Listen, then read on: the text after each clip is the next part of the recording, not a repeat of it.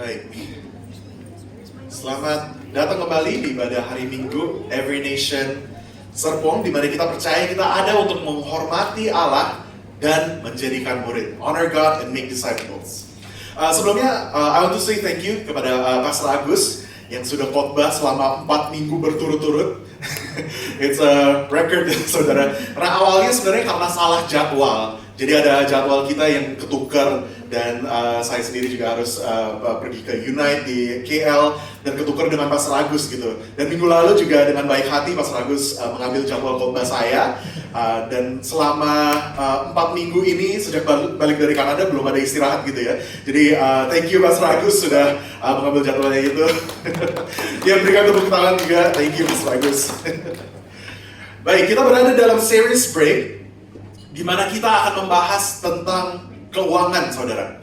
Biasanya kalau khotbah di hari Minggu bicara tentang keuangan, semua jemaat langsung tegang. Dan tentu saja, saudara, saya sendiri saat membaca firman Tuhan yang hari ini saya siapkan, saya juga terkonviksi, saudara. Dan saya juga merasa, wah, ini beneran Tuhan bicara kepada saya.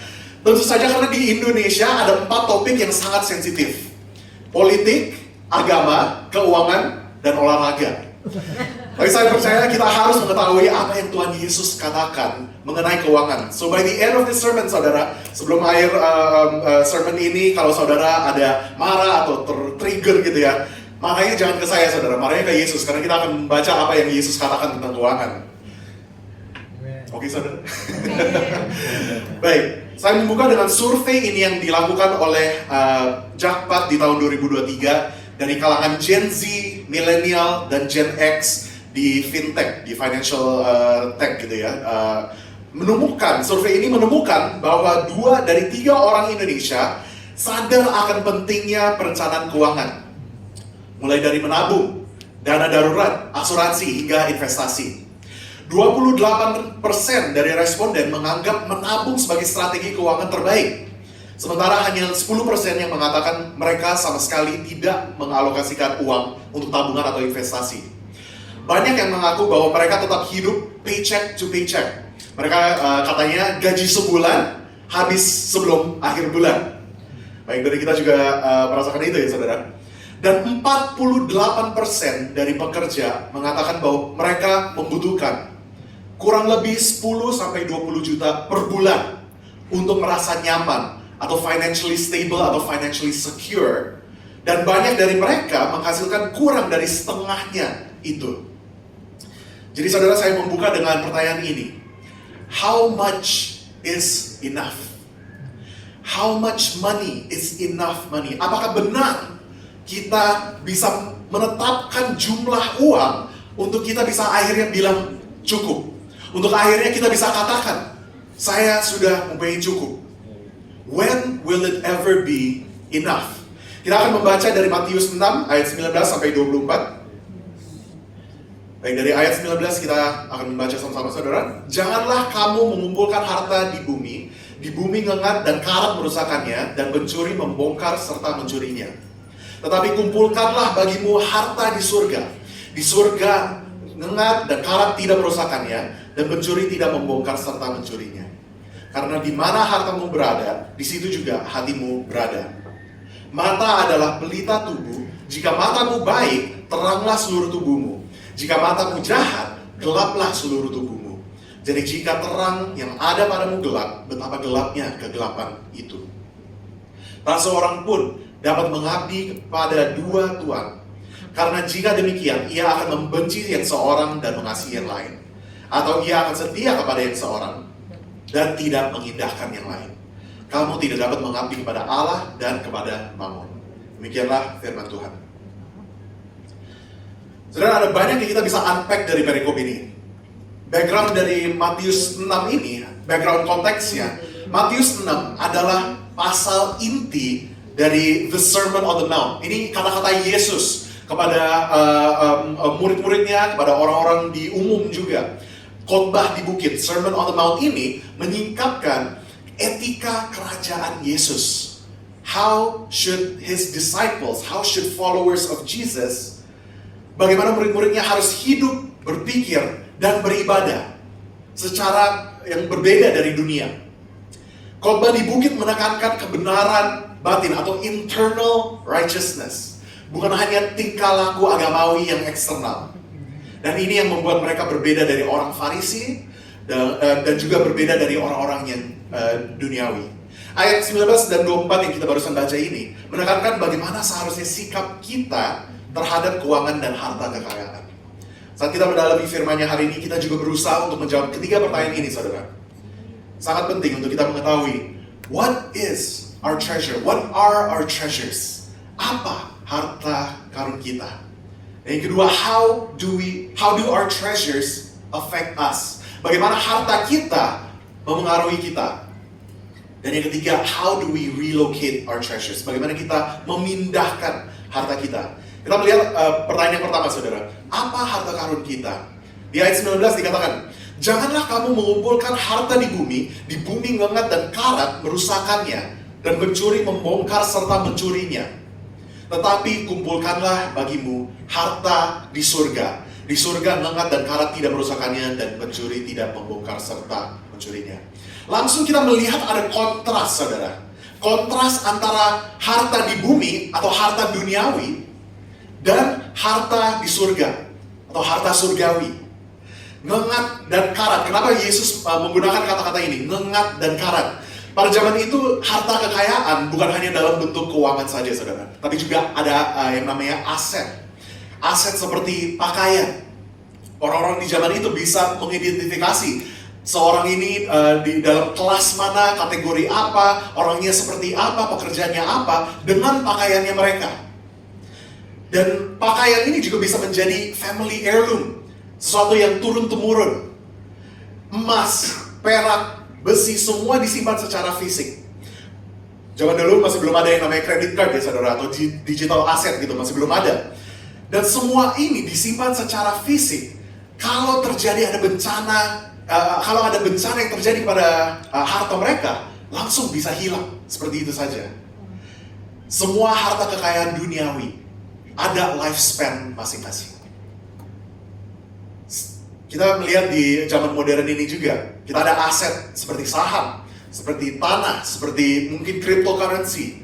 No matter how valuable, tidak peduli seberapa berharganya mereka, akan selalu ada kemungkinan bisa menghilang. Kita bisa mengatakan bahwa, yang penting ya kita diversify our investment, supaya kalau satu hilang ya yang satunya juga nggak apa-apa. Tapi seberapa cerdasnya kita dalam financial management kita, saudara? Tidak pernah ada jaminan bahwa harta kekayaan kita 100% aman. Benar nggak, saudara? Tidak ada jaminan harta kekayaan kita 100% aman. Atau mungkin harta kita bukan hanya dalam bentuk keuangan saja, saudara. Maybe we treasure our intellect. Kita menghargai kecerdasan kita menghargai intellectual asset. Mungkin harta kita adalah kesehatan kita. Atau mungkin kita mementingkan keamanan, security, dan kenyamanan, comfort. Nah, saudara, semua aset-aset ini bukan hal-hal yang jahat. All of these things are not bad things. Yesus tidak pernah mengatakan bahwa harta atau treasures yang seperti ini itu jahat.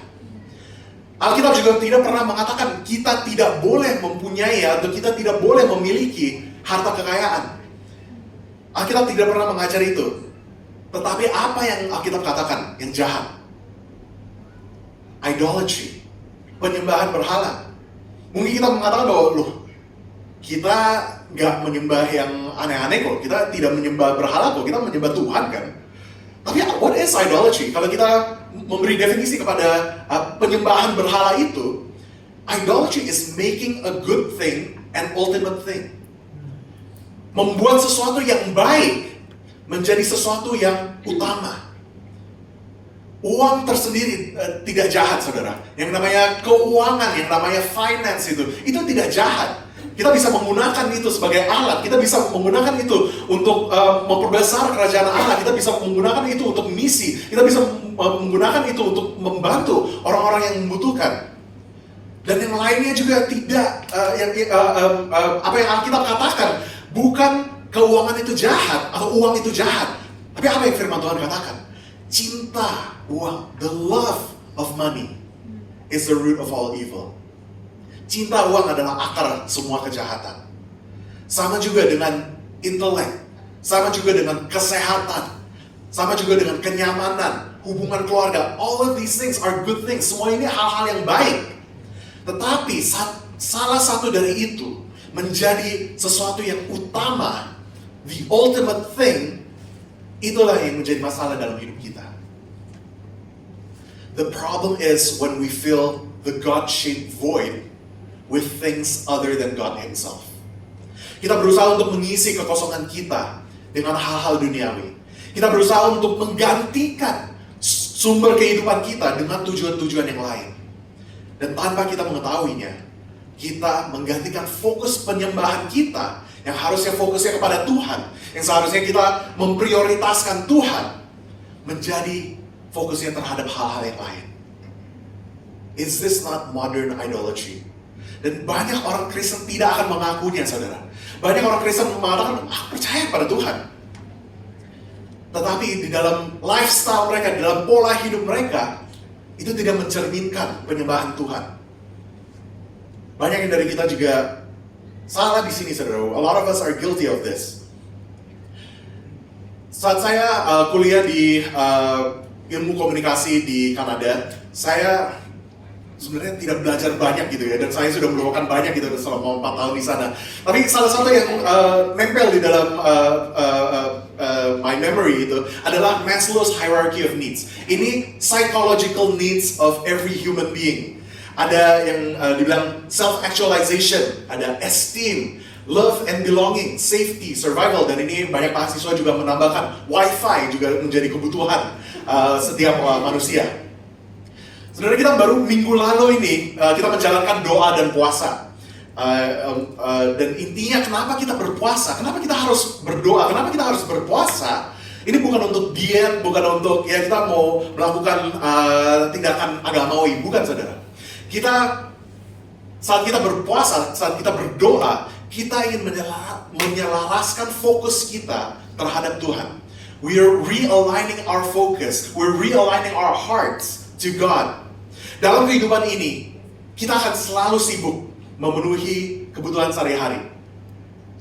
Saat kita berpuasa, kita menahan sesuatu dari hidup kita, menahan sesuatu, we're holding on to something, dan kita belajar untuk melepaskan itu, supaya kita ingat kembali kepada trust kita dalam Tuhan, kepercayaan kita di dalam Tuhan, kebergantungan kita kepada Tuhan, bahwa Dialah, Tuhanlah sumber kehidupan kita. Bukan makanan, bukan social media, bukan harta kita. Only the Lord is able to sustain us. Pertanyaan kedua, saudara, bagaimana harta kita memengaruhi kita? How do our treasures affect us? Di ayat 22 dan 23 dikatakan, mata adalah pelita tubuh. Jika matamu baik, teranglah seluruh tubuhmu. Jika matamu jahat, gelaplah seluruh tubuhmu. Jadi jika terang yang ada padamu gelap, betapa gelapnya kegelapan itu. Saudara, saat saya membaca ini, sepertinya agak awkward gitu ya. Karena di ayat-ayat sebelumnya bicara tentang harta. Dan di ayat selanjutnya bicara tentang keuangan, penyembahan kepada Tuhan atau keuangan. Di tengah-tengahnya ini, kok bicaranya tentang harta, tentang mata. Apa hubungannya mata dan harta? Nah, jadi ini dikatakan mata yang baik. Dan kata baik ini diterjemahkan sebagai clear, sesuatu yang jelas, sesuatu yang single-minded, sesuatu yang fokus. Berarti kita tidak melenceng ke kiri atau ke kanan, tetapi fokusnya kepada Tuhan. Mata yang baik berarti seluruh tubuhnya terang. Saat kita single-minded, berarti hidup kita, tindakan kita, keuangan kita, harta kita, waktu kita, juga tertuju oleh Tuhan. Dan kata lawannya mata yang jahat. Dan mata jahat ini atau the evil eye ini adalah ekspresi atau ungkapan yang digunakan di kalangan orang Yahudi pada zaman itu. Untuk menunjukkan orang-orang yang iri hatinya. Yang melihat berkat tetangganya, kemakmuran tetangganya. Dan dia membenci mereka karena Tuhan memberkati mereka. Orang-orang yang mencintai hartanya sendiri. Orang-orang yang tidak bermurah hati. Itu yang artinya mata jahat. Mata jahat yang membuat tubuh penuh kegelapan, artinya orang yang pelit. Orang yang hanya memikirkan tentang dirinya sendiri. Jadi balik lagi ke pertanyaan saudara, apa hubungannya mata dan harta? Pertanyaannya adalah, what do we spend our money on? Saya memakai contoh dari keluarga saya sendiri. Istri saya, kalau lihat stationery, kalau lihat pen, notebook, atau ATK apapun gitu, highlighter apa gitu, dia langsung tertarik, matanya langsung tergoda untuk membeli. Tapi kalau saya melihat stationery, saya melihat ATK, saya nggak peduli. Gambar aja enggak gitu, nulis juga udah jarang gitu. Jadi ya apa gunanya gitu untuk membeli itu. Beda kalau saya melihat video-video food vloggers. Saya juga kalau nonton gitu suka kayak, bukan mukbang ya, tapi cuma nonton video food vlogging aja gitu. Lihat makanan-makanan itu. Saya terinspirasi untuk duplikat makanannya itu. Bisa nggak ya saya masak itu? Atau bisa nggak ya kita cari yang seperti itu? Mata kita tertuju kepada harta kita. Itulah mengapa Yesus mengatakan di ayat 21, karena di mana hartamu berada, di situ juga hatimu berada. We will focus on what we value most. We will spend our money. Kita akan mengeluarkan keuangan kita. Kita akan berani menginvestasi dalam hal-hal yang kita melihat sebagai ini barang yang berharga. Kalau mata kita tertuju kepada hal-hal yang duniawi, kita juga akan mengeluarkan effort dan keuangan kita dalam hal-hal yang duniawi. Salah satu film yang saya sangat senang nontonnya ya, sudah nonton beberapa kali, itu The Greatest Showman. Mungkin Bapak Ibu juga sudah pernah nontonnya. Saya memberikan sinopsis sedikit tentang The Greatest Showman ini. Spoiler alert. Cerita fiktif ini mengenai P.T. Barnum, seorang yang hidupnya sangat sederhana, tetapi mempunyai mimpi dan ambisi yang besar. Semakin berjalan, P.T. Barnum ini merasa tidak puas dengan apa yang dia sudah mencapai. Dan klimaks ceritanya ada di lagu Never Enough. Dan lirik-liriknya seperti ini. Saya tidak akan menyanyikan ini, karena nanti di YouTube bisa di-flag gitu ya. Dikatakan, all the shine of 1,000 spotlights, all the stars we steal from the night sky will never be enough. Never be enough. Towers of gold are still too little. These hands could hold the world, but it'll never be enough. Never be enough. Lirik kata-katanya mendeskripsikan kehidupan P.T. Barnum pada saat itu. P.T. Barnum ini saking sibuknya, dia mengejar impiannya, mengejar prestasi. Dia melupakan hal-hal yang terbaik di dalam hidupnya, seperti keluarganya. Dia melupakan keluarganya. Dia meninggalkan hubungan-hubungan yang dia sudah bangun.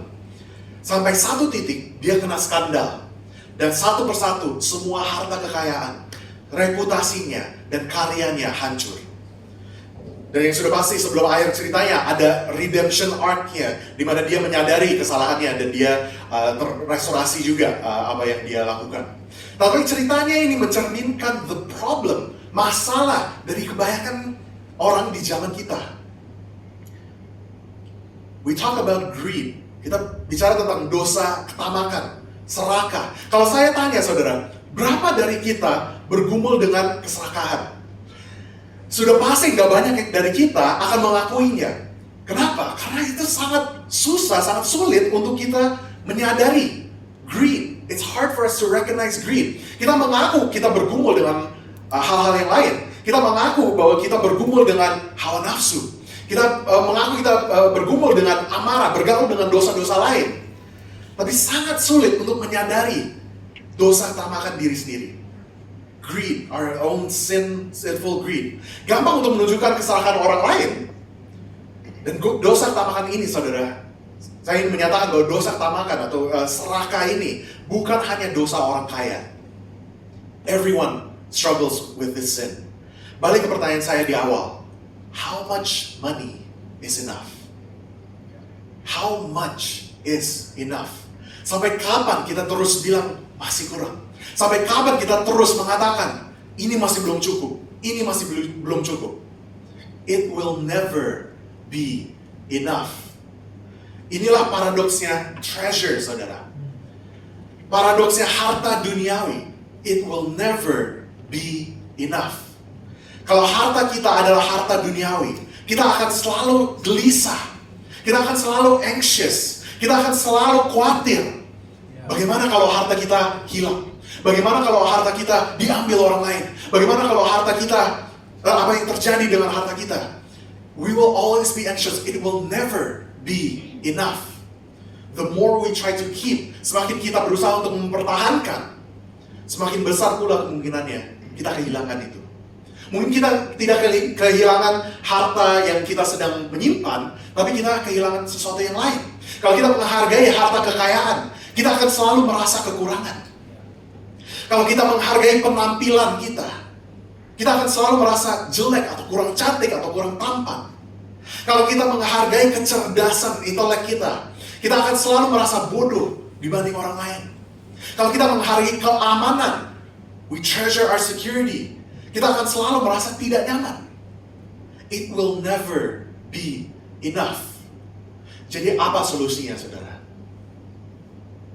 Relocate your treasures. Bagaimana kita memindahkan harta kita? Di ayat 24 dikatakan, tak seorang pun dapat mengabdi kepada dua tuan, karena jika demikian, ia akan membenci yang seorang dan mengasihi yang lain. Atau ia akan setia kepada yang seorang dan tidak mengindahkan yang lain. Kamu tidak dapat mengabdi kepada Allah dan kepada Mammon. Kata Mammon ini atau money, uang ini adalah personification, perwujudan keuangan. Mammon, money itu orang di zaman orang Yahudi pada zaman itu, mereka mengerti saat mengatakan Mammon itu keuangan.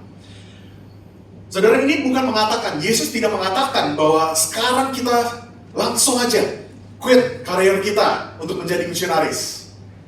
Tapi kalau ada saudara yang merasa terpanggil, silahkan bicara dengan Pastor Agus setelah ibadah. Yesus tidak mengatakan itu, saudara. Yesus tidak mengatakan kita harus langsung menjadi full time. Bukan. Yesus bicara tentang dinamik antara master and slave, antara tuan dan budak. Seorang hamba tidak bisa melayani dua tuan yang berbeda. In other words, Yesus sedang menantang murid-muridnya dengan ultimatum. Apakah engkau akan melayani, apakah engkau akan menyembah saya atau menyembah keuangan? Apakah dia menjadi Tuhan atas segalanya? Is he Lord of all? Or not at all? Apakah dia menjadi Tuhan atas segalanya? Atau dia sama sekali bukan Tuhan dalam hidup kita? Saudara, tidak cukup untuk kita percaya adanya Tuhan. It's not enough for us to believe that there is God. Karena iblis pun percaya adanya Tuhan. Iblis pun percaya bahwa Tuhan itu nyata. Apakah dia menjadi Tuhan atas seluruh aspek hidup kita? Termasuk keuangan kita. Termasuk hubungan-hubungan kita. Termasuk waktu kita. It's not enough to just believe in Him. Tuhan Yesus memanggil kita to treasure Him. Untuk menghargai dia. Jadikanlah dia harta yang paling berharga. D. Carson mengatakan, heavenly treasure is an investment in the coming kingdom. It reflects priorities aligned with God's eternal reign. Harta surgawi merupakan investasi dalam kerajaan yang akan datang. Harta itu mencerminkan prioritas yang selaras dengan pemerintahan kekal Allah. In other words, temukanlah sumber pengharapan kita. Find our source of hope. Harga diri kita, our self-worth, dan keamanan kita, our security, dalam sesuatu yang tidak terikat oleh keadaan. Find all of your security, find your self-worth, find your source of strength, of hope, of life. Bukan dalam circumstance, bukan dengan keadaan sekeliling, but find it in something yang solid. Dalam sesuatu yang tidak ada tanggal kadaluarsanya. Dalam sesuatu yang tidak akan pernah gagal, walaupun dunia di sekeliling kita hancur. And what is that? Inilah hubungan kita dengan Tuhan. Our relationship with God. Kasih Kristus. Saudara, kita dapat mengidentifikasi apa yang paling berharga bagi kita dengan waktu kita. What are we spending most of our time in? Dalam hal apa yang kita menghabiskan waktu kita? Saudara, kalau di HP ada yang namanya Screen Time Weekly Report. Ini saudara juga dapat ya di Android atau di iPhone gitu. Ada yang screen time itu yang menunjukkan aplikasi apa yang kita paling banyak menghabiskan waktu kita. Bagaimana dengan screen time kita dengan Tuhan? How much time are we spending time with God? Kalau kita sungguh-sungguh mengaku bahwa Dia adalah Tuhan, bahwa kita percaya Dia adalah Tuhan atas hidup kita, He is number one, Dia adalah prioritas kita. Apakah kita treasure our time with Him? Apakah kita menghargai waktu kita dengan Tuhan? Dan benar saudara, preaching to the choir, bahwa it's easy for us to be distracted. Gampang sekali untuk kita terdistraksi dengan hal-hal yang lain, dan dengan kesibukan sehari-hari. Saudara, kesibukan sehari-hari sudah pasti gak ada berhentinya.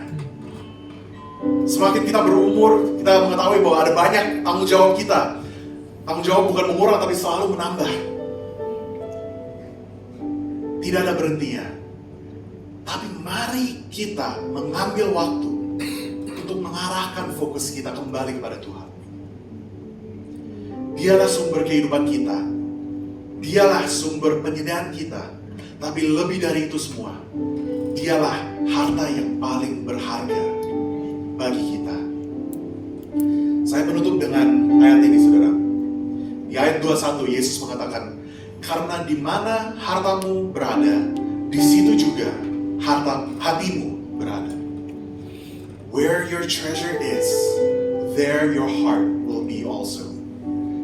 Kenapa Yesus bisa mengatakan ini? Yesus bisa mengatakan ini karena Dia terlebih dahulu meninggalkan hartanya demi keselamatan kita. Filipi 2 ayat 6 dan 7 katakan, yang walaupun dalam rupa Allah tidak menganggap kesetaraan dengan Allah itu sebagai milik yang harus dipertahankan, melainkan telah mengosongkan dirinya sendiri dan mengambil rupa seorang hamba dan menjadi sama dengan manusia. Bicara tentang Yesus. Yesus mengorbankan dirinya bagi kita agar kita memperoleh hidup yang kekal. Dia menganggap kekekalan dengan kita. He considers eternity with us harta yang lebih berharga dibanding harta kekayaan yang lain. He considers us His treasures. Makanya hatinya ada bersama dengan kita. Pertanyaannya saudara, apakah kita akan meresponi Tuhan Yesus dengan menghargai Dia dengan seluruh hati kita, dengan memberikan 100% of our hearts? Mari kita berdoa. Bapa, kami mengucap syukur Tuhan, dan You showed us, Engkau menyatakan kepada kami bahwa Engkau menghargai kami, that You value us, that You treasure us so much, sehingga Engkau dapat mengorbankan dirimu bagi kami, that You would sacrifice Yourself for us. Tuhan, terima kasih Tuhan. Terima kasih kami dapat place our trust in You. Kami dapat percaya kepada Engkau, kami dapat bergantung kepada Engkau, karena kami tahu di dalam Engkau kami tidak akan jatuh, kami tidak akan gagal. Tuhan, pada hari ini Tuhan, ajarlah kami untuk berserah penuh kepada Engkau. Lord, there are things in our lives that we're holding on to. Ada banyak hal di dalam kehidupan kami Tuhan, yang kami berpegang keras. Kami ingin Tuhan belajar untuk menyerah, untuk berserah kepada Engkau sepenuhnya. Bagi kami yang merasa anxious, bagi kami yang merasa khawatir, bagi kami yang merasa takut, Tuhan, kami ingin damai sejahtera yang di dalam Engkau Tuhan, yang hanya Engkau bisa berikan. So, pada hari ini Tuhan, ajarlah kami to treasure you, to lay up our treasures in heaven. Bukan bergantung kepada hal-hal duniawi, bukan bergantung dengan harta kami, bukan bergantung kepada gaji kami, tapi bergantung hanya kepada Engkau. Karena kami percaya bahwa Engkau adalah sumber kehidupan kami, Engkau adalah sumber penyediaan kami. We just want to trust in you alone, Lord. Tidak ada satu hal pun yang kami harus takuti, karena kami tahu the battle belongs to our God, that you alone are powerful.